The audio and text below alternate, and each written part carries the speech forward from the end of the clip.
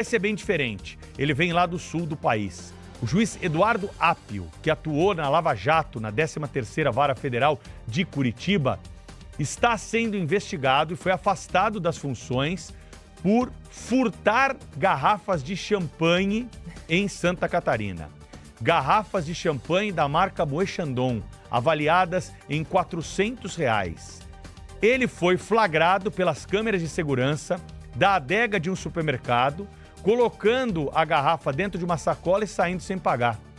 Os seguranças foram atrás dele, fizeram com que ele fosse para uma sala administrativa ali do mercado e lá começaram a questionar o magistrado a respeito dessa prática de sair sem pagar pela garrafa. Ele sabe bem o que estava cometendo ali, porque é um conhecedor da legislação.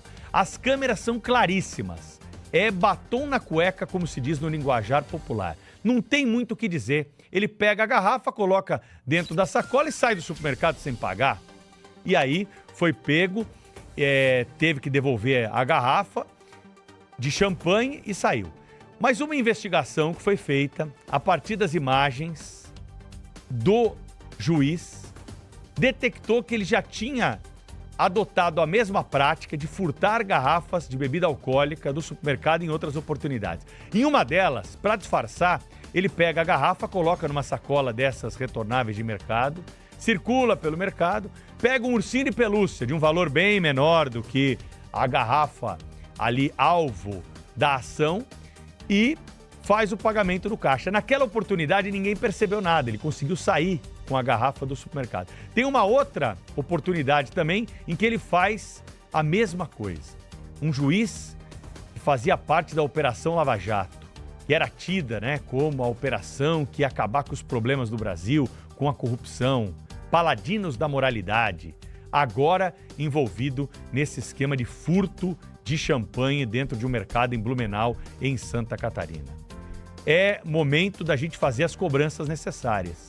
Essa gente toda que nós estamos mencionando aqui, lá no caso mais grave no Rio de Janeiro, mas nesse não menos importante, mas claro que um outro crime lá no sul do país, nos fazem refletir sobre as condições que são colocadas hoje para os magistrados brasileiros, que recebem salários vultosos, muito acima do teto. Não que essas práticas tenham a ver com ricos e pobres, porque isso é uma coisa que vem de berço, vem de educação, vem de caráter, vem de honestidade. Mas num momento como esse, em que a gente noticia aqui super salários, vencimentos acima do teto, penduricalhos, e a gente acompanha o nível do judiciário brasileiro com esses dois exemplos, é hora da gente parar para refletir sobre a justiça brasileira, sobre o que é o sentimento de justiça e quem está operando, quem está tomando essas decisões do país. Vejam só a que ponto que nós chegamos. Um magistrado afastado porque passou informação privilegiada para deputados que são investigados de ligação com o crime organizado. O outro magistrado que conduziu uma das operações mais importantes da história recente do país, levando garrafa de champanhe de dentro do mercado sem pagar. Alguma coisa está acontecendo, os órgãos de correição precisam ficar mais atentos, porque esses são dois exemplos que nós temos notícia. Imagina quantos Macários, quantos Eduardos estão por aí cometendo crimes, cometendo irregularidades sem que a população possa saber. A população que está nas mãos dessas decisões. Nesse caso aí de Blumenau, viu, Thaís e Cláudio? Não foi o juiz que chamou o VAR, não. Foi o VAR que denunciou o juiz. Que constrangimento. Deus, é uma vergonha alheia, não é, Pedro?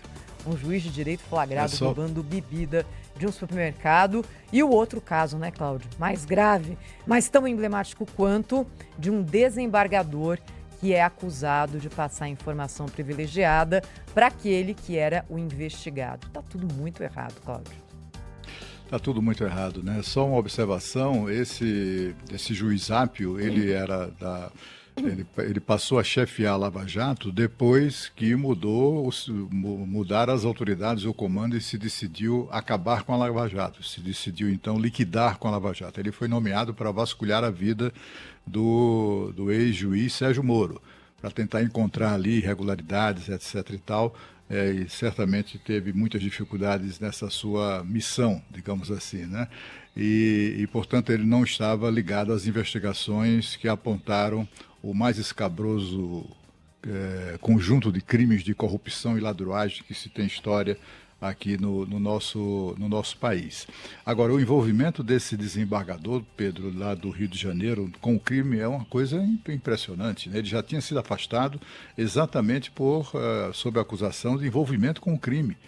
Ele fica afastado, ele consegue voltar, o presidente Lula o indica para retomar o cargo e ele foi reentronizado ali como desembargador federal do Tribunal Regional Federal da 2ª Região, importantíssimo tribunal do nosso país, que tem uma história incrível, uma história muito, muito digna, inclusive, na justiça brasileira.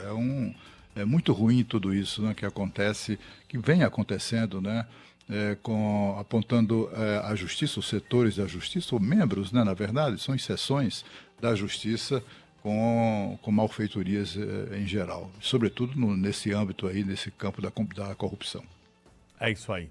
Cláudio, daqui a pouquinho tem mais destaques aqui para nós no Jornal Gente. Nós vamos falar sobre os outros assuntos do dia para você que está ligado na nossa programação pela TV, Band News TV, no rádio, Rádio Bandeirantes e na internet pelo aplicativo Band Play.